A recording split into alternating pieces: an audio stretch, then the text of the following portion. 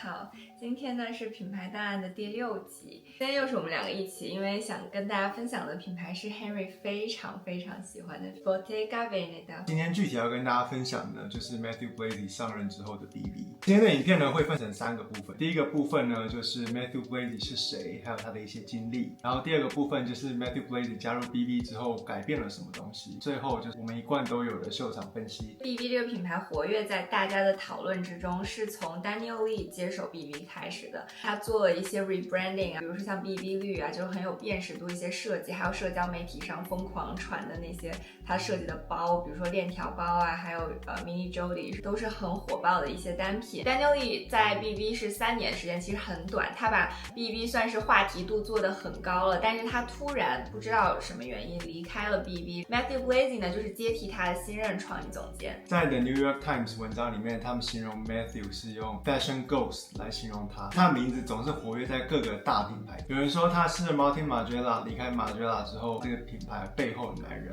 也有人说呢他是 Old Celine 时期 BB Philo 背后的一个重大工程之一。转眼间又听到 Matthew Blazy 在 Ralph 底下帮他一起做 CK， 但是从来没有人知道 Matthew Blazy 他到底是谁。Matthew Blazy 1984年出生于巴黎，他的妈妈是一个历史学家，爸爸是一位艺术专家。因为 Matthew Blazy 小时候非常调皮，所以他爸妈就把他送去了一个英国的军事学校参加变形记。在他参加完变形记之后，他就在思考他之后要学什么。本来是想要学考古学，但是他妈妈希望他能有一技之长，于是呢，他就去了 Lancôme 学服装设计。Lancôme 就是我们上次提到 Anthony Vaccarello 桑老汉的创意总监的母校。Matthew Blazy 的学长，大一届。在2007年的时候，他毕业了。他的毕业设计是以法国第一位进入太空的女生为灵感而做的，透明的 PVC 加一些银线，然后盖在一个皮草上面。他就用这个毕业设计去参加了一个比赛，叫做 ITS Contest。当时的评审就是 Ralph Simmons。怎么又是 Ralph？ 对，他每天在比利时各种比赛当评审，然后找能给自己工作的人。对，他当时呢就被 Matthew Blazy 的毕业设计吸引，所以当时 Ralph Simmons 就邀请 Matthew Blazy 去他的同名品牌 Ralph Simmons 底下工作。他加入 Ralph Simmons 的品牌之后，很快就认识了同样在 Ralph 的 Pieter， 就是我们上一期介绍 Alaya 的创意总监。然后他们2个很快就在一起了，他们关系也非常好，经常跟 Ralph 一起去看展呀，或者一起去度假、逛书店，就是关系真的很密切。在2010年的时候 ，Matthew 就加入了 Maison Margiela， 他负责的是 Artisanal 和女装的成衣。在 Matthew 加入 Margiela 的前1年呢 ，Martin Margiela 离开了品牌，直到2014年 John Galliano 加入 Margiela 之前，这一段时间都是没有创意总监的。所以这也就是为什么有传闻说 Matthew Blazy 他其实是 Margiela 背后的男人。那他在这期间有做什么，就是大家可能印象比较深刻的？印象最深刻的应该是 Kanye West 世界巡回演唱会的时候戴的那个面具。Matthew Blazy 本人也说，在他加入 Margiela 之后，他很开心，他可以探索各种不一样的东西。不过过了一段时间之后，他就有点担心他自己的东西太过于概念主义。讲白话一点，就是他做的东西不是正常人可以穿的。所以呢，他就离开了 Margiela， 加入了当时是 BB Philo 执掌的 Celine， 也就是大家非常熟悉的 Old Celine。他在 Old Celine 负责的是 Pre-Collection， 也是这份工作让他认识了 Daniel Lee 和 Peter Do。同时呢，这段经历也让他学习了如何用更商业化的角度来做设计。在2016年到19年这一段期间呢，他又再次的加入了 Ralph Simmons， 因为这时候 Ralph 在 CK 做创意总监，又跟 Pieter 和 Ralph 一起工作。对，他非常兴奋，因为又可以跟他们一起。这一次他们是要去纽约开创他们的美国梦。在纽约的时候，他跟他的当时的男朋友 Pieter 他们一起领养了一只狗，就叫 John John。然后这个 John John 呢，其实蛮有名的，因为不管是在 Pieter 或是 Matthew Blazy 的社交媒体上都常出现。Matthew Blazy 甚至把 John John 放在他的衣服上面。不过这个美国梦没有维持多久呢，就破灭了。在2年后 ，Ralph 跟他的核心团员全部都被 CK fire。Matthew 他自己形容，当时对他来说是一个蛮沉重的打击，有考虑要不要就退出时尚行业。不过就在这个时候呢，他接到一通电话，是来自 Daniel Lee。Daniel Lee 当时已经是 BV 新的创意总监了，他可能也在各种招兵买马，给设计 team 找到更多的人才。所以呢，在2020年的时候 ，Matthew Blazy 成为了 BV 成衣的 Design Director， 也就是2把手。然后这个时候呢，也就是满大街的绿色袋子的那个时期 ，BV 就变成了非常潮流、年轻人追捧的一个品牌。在这种盛况之下，2021年 Daniel Lee 离开了品牌 ，Matthew Blazy 接替他成为了品牌新任的创意总监。接下来一个部分，我们就可以一起来看一下 Matthew Glazy 他为品牌带来了什么。对于一个品牌来说，标志性的元素还有统一的设计语言是非常重要的。比如说当时100公尺以外，你看到亮绿色袋子，你就知道一定是 BB 哥。还有它的三角标，对，还有它三角标是非常深入人心的一个品牌标志。不过 Matthew 在对开源的老板做第一个 pitch 的时候呢，他就说他不想要单一的标志性元素，他希望可以把重点放在工艺。其实他也不是说设计或者品牌标识不重要，他的意思是说，像这种东西其实算是一个设计师的基本功，不是所有人能做到的，就是工艺。那现在他也在 BEV 这样一个有历史、有传承的 fashion house 里面工作，他有很多历史的沉淀，这也是他能利用起来做设计的东西，希望能够更多的去致敬，或者是利用品牌历史传承下来的工艺去展现 BEV 的技术。所以呢，他就把工艺放在了最重要的一个位置。之后我们讲秀场，大家也能看到，它淡化了很多像是三角标啊，或者是绿啊这个单一的品牌标识，做出了更复杂的工艺。同样的，大家也是看到这样的工艺都能联想到这是 BEV。他也不是嘴上说，他一上任之后他就把设计 team 的人缩减，他也让皮料工坊、面料开发的部门参与他们每一次的设计meeting。Matthew 说他有2个目标，第一个呢就是他希望可以做人能穿的衣服，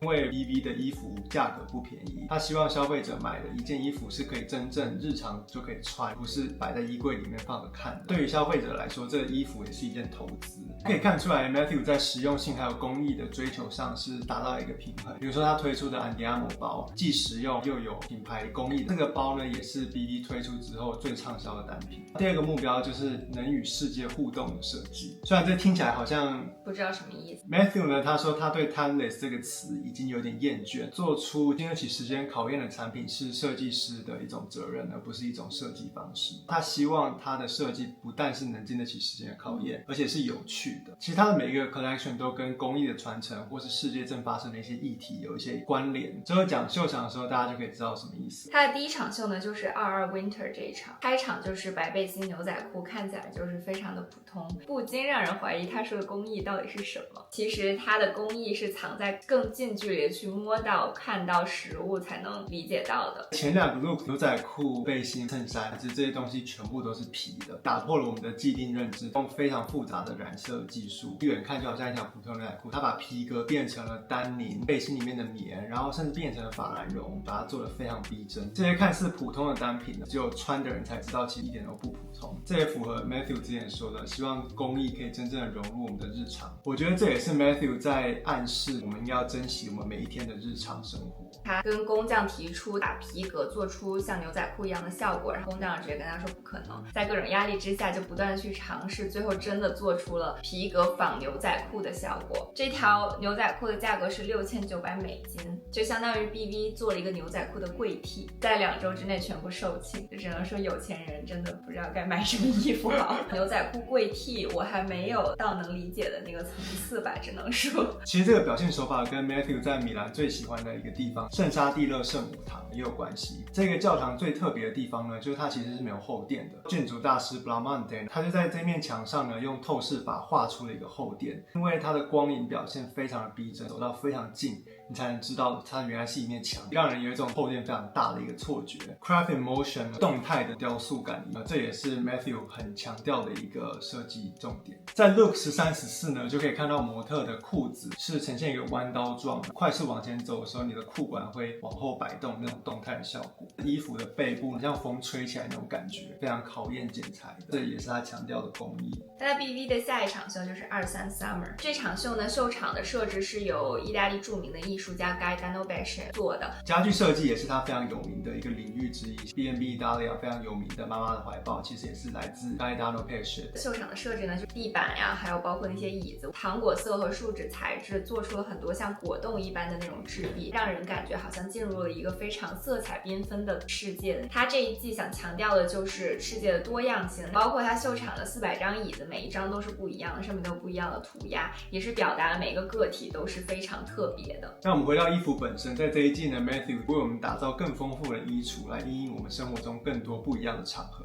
这一次的秀场呢，皮革像印刷法兰绒衬衫再次出现，然后这一次是由大名鼎鼎的 Kate Moss 所穿的，也就是 Look 6的那一套。然后 Kate Moss 穿的这一件衬衫，我因为觉得她穿很好看，我也去店里试过。首先我穿不好看，其次里面面很扎，就是它的皮革倒着摸的时候，我觉得它非常扎皮肤，所以我就更加的想说我前面那个观点，就是我觉得找柜替这个，我很尊重，我也知道他想要做什么，但是我可能不会为这样的工艺去买单。本季的廓形灵感也有延续上一季的那种 crafts in motion， 就是动态的设计，比如说像在西装啊或者是鞋子上面都有一些流畅圆润的剪裁。这些廓形的灵感也来自意大利雕塑家 Umberto Boccioni 的作品 Unique Forms of Continuity in Space。在 Look 626466上面都可以看到白色透明的薄纱，上面有串珠的工艺。灵感呢是来自于意大利艺术家 Paolo Venini 的穆拉诺玻璃吊灯。Paolo Venini 呢，他是来自于威尼斯100年的玻璃制造世家，然后他也创办了非常有名的 Venini。这穆拉诺玻璃呢，在我们之后的秀场也都会看到。最后压轴出现了3套皮革流苏裙呢，其实是 BB 的一个新的工艺，先用流苏跟织物结合，然后再用纯手工的方式剪出这整件的廓形。这3件的颜色呢，都是取自于 Gaetano Pesce 的作品。她跟她的前男友都好爱去烦人家工匠啊，怎么逼人家做面料改造，怎么复杂怎么来。在秀结束后 ，Gaetano Pesce 的这400张椅子在迈阿密的设计展上面展出并出售，然后也有在 BB 的官网上可以买到。一张椅子的价格差不多落在$10,000左右。下一场秀呢是23 Winter， 这一场秀呢也是他意大利3部曲的最终章。第一季呢，他把工艺注入你的日常生活，非常日常的单品，像背心、牛仔裤变成了很复杂的工艺。第2季呢，则是为我们带来了更全面的衣橱概念，在不同的场合都有适合我们穿戴的 BB。那最终章呢，则是把 BB 精致聚焦在更细微的生活场景里。那我们下面就来看一下它是怎么展现的吧。这一次的秀场地点呢，在一个100年的工厂 Fabbrica Orlovia， 里面摆放着 Matthew 非常喜欢的意大利雕塑家 Umberto Boccioni 的雕塑作品，也是我们上一季提到它的灵感来源 Unique Forms of Continuity in Space， 还有公元前1年所制作的古罗马跑者雕塑，看起来非常的庄严隆重，但其实有藏 Matthew 的一些俏皮在秀场布置上面。秀场的地毯上是青绿色加上一些黑色斑点，其实这个配色是 Matthew 最喜欢的冰淇淋口味，薄荷巧克力冰淇淋。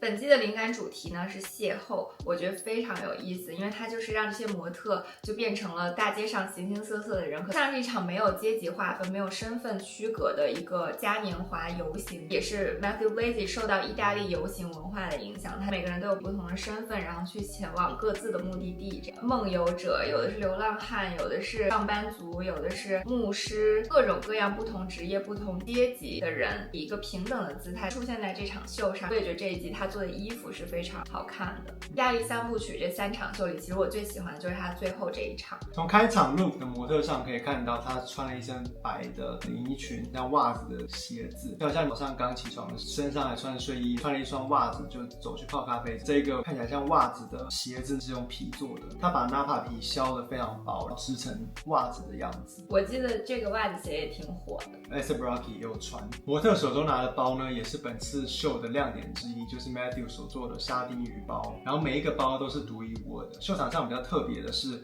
它的手柄是用穆拉诺玻璃所做的。穆拉诺玻璃就是我们上一季所提到的。穆拉诺玻璃呢，只有在威尼斯北部的穆拉诺岛，就是我们俗称的玻璃岛上制作的玻璃，才能被称之为穆拉诺玻璃。很多人去威尼斯玩的时候都会去参观这个岛，也是因为这个非常特别，所以他们只生产了25个，每个价格是$11,000，但是马上就售罄。然后沙丁鱼包的量产版本呢，手柄是用黄铜做的，它上面都会有一些工匠手工敲打出来的一些伤痕，也是模仿就是鱼它就自然的身体就会有一些缺陷，然后每一条鱼也都是独一无二的嘛，影射了 Matthew Blazy 觉得每一个个体都是非常独特的。我个人觉得这场秀上比较特别的几个 look 28晚礼服用一个比较动感的方式呈现，在肩垫上有一个比较夸张的设计，搭配一个鱼尾裙的裙摆，让我觉得是一个比较新的晚礼服的样子。还有我觉得它很有意思的一个就是用画做参考，比如说 look 57、59和60这3个 look 呢，都能看到它是以意大利画家 Botticelli 的春为灵感，在洋装上做的一些演绎，就好像是那种花神穿着薄纱，然后碰到花，然后花洒在他的衣服上的那种感觉。廓形做的是很现代的样子，所以我觉得这个是很有意思的3个 look。男装方面很有趣的呢，是他让男生穿了很像婴儿服的那种针织连体